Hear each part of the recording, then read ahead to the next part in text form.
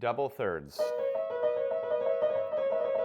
We've all tried it and made those same mistakes before. But one of the biggest mistakes people make is thinking that double thirds, or double notes in general, come from finger strength. In actuality, when you look at the advanced passages from Chopin preludes and etudes, you realize that the real challenge is actually movement coordination and how you even approach the keyboard physically. After teaching for nearly 2 decades and helping 200 people personally overcome technical problems, I've learned a thing or two about what solves this type of thing. So in this lesson, we're getting into the nitty-gritty of fingering and movement and what actually keeps double notes and octaves clean instead of tense and uneven. Pardo Guillaume's questions. Any suggestions on what to practice the double note chromatic scale, the horrible thing, in 24? What do you think of this fingering? I'm using the one written and trying the variation with one finger in parentheses, avoiding the slippage of the second finger, 5/2 to 3/2. I'm not comfortable with the variation that forces me to do 4/2, 1/4. Printed fingering seems better. I can play it without mistakes, but I have to slow down, otherwise I lose control. It's very difficult. Well, yeah, this piece is really hard.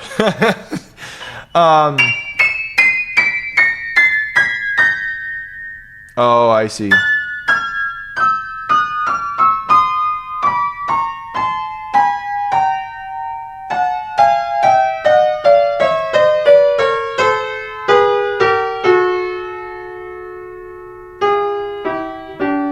Okay, if you're doing what's written, I would do that. But you're saying you do 1/3. I personally prefer 1/5, not 3. Because like when I do 1/3 there, it's hard to get the 4 under the 3 for me. I like, versus the 5, you're not actually crossing the 4 under anything. It's just going to the next note. So, oh my gosh. Yeah, and then on all the F sharps, is this what's written? Yeah, slide 2, 2, 2. The way to practice that, if you don't like that slide, which is what it sounded like, is do this. Staccato, the non-slide finger, and go from flat to pointed without moving the hand. Like literally practice this.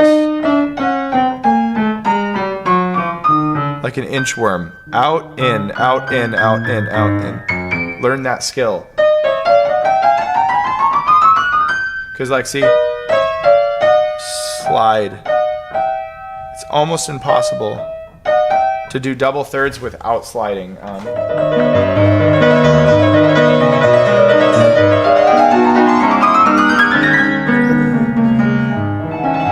You know, the Chopin Opus 25 number 6. Same thing, it's just backwards. This one. Man,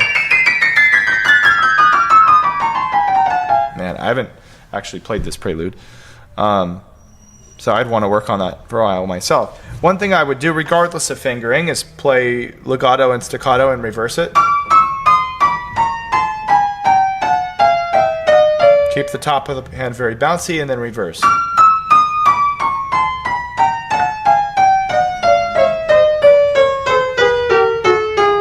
You know, just to get finger independence. And then lots of like groups of 2 and groups of 3. Like really quickly. Clean articulation. And then 3. Oh, that's hard. Like faster than you would actually play it in real tempo, but made easier because it's just 2 or 3 at a time. And then I'd reverse it, like start the 2 on the second note. Oh, that's weird. So instead of starting on the D, F, you'd start on the C sharp E. So now your fast note is like the other note that you didn't do last time.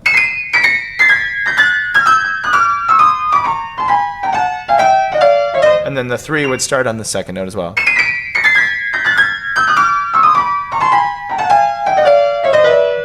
That'll take some work to work up to that.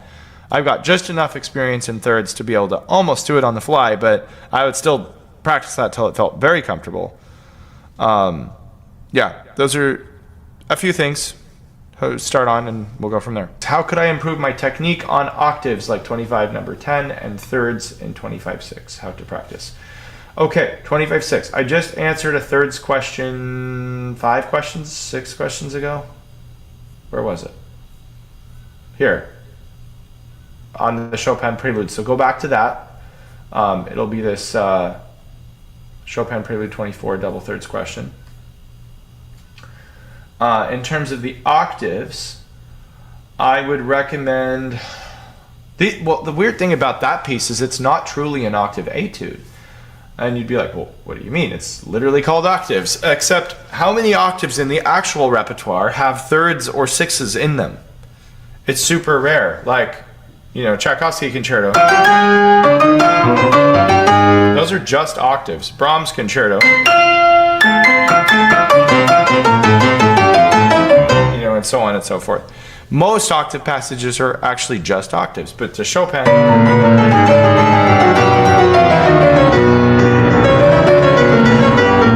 there's this horrible middle note.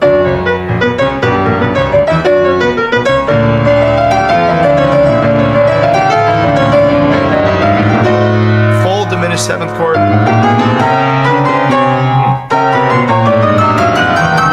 Something like this.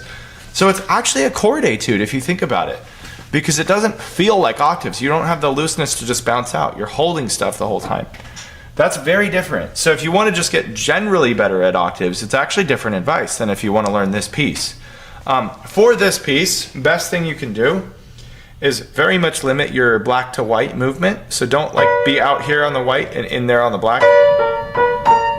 It's too much movement. So keep the thumb really close and the pinky. Use the finger to be pointed and flat more. You know, somebody asked 15 questions ago about the Polonaise. Also watch my response to that. Look for up in the timestamp of the questions here, Chopin Heroic Polonaise or something. And I had some important points there. Similar to this. And then when it comes to holding a note, get the held note down first. Relax the hand, like loose as a puppet on a string. And then practice staccato on the octave while holding the middle. Mostly with the fingers. And just hold it the whole time. Don't re-articulate it where he does it. Just until you get used to being in the key and quick. You know. And then to be honest, there is a little bit, I could be wrong, somebody's gonna like come after me in the comments for this, but there is a little bit of brute force in this piece. This is the one I used to audition in the Chopin competition, and so I had to train it to a fairly high level, as you can imagine, and there was just a certain speed where I'm like, I don't know how to get it other than just kind of shake the arms and let it rip, you know.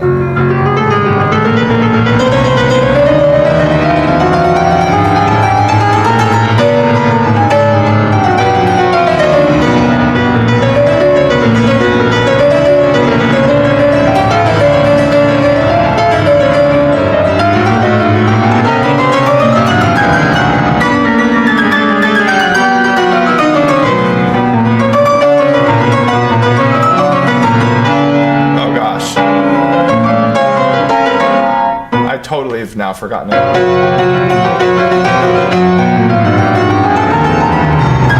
Yeah. I haven't, what is it, May of 2026? I haven't played that since January of 2025. Almost a year and a half. So I'm actually shocked it's that much still in my hands. But you can imagine, like, it's like there's almost this thing where it's like I did all the practice, I learned the movements, I memorized it, and then, I don't know, you have to like almost embody this thing that like tunes out everything, and you just go, I'm just gonna just do it and just vibrate the arm the whole time. I don't even know what I'm doing necessarily when I do that. It's almost like I like go out of body for a minute, like not physically, I don't know how to describe it, but I hope that helps. It didn't happen overnight. Let me put it that way. If you enjoyed this video, download my free piano guide on the pinned comment to get more quick and actionable tips. Then look at the top link in the description for the Key Learners Piano Club group I run on school.com, where you can get more hands-on help for videos just like this one, and you can have discussions with both myself and the community that watches these videos to take this idea farther. Happy practicing.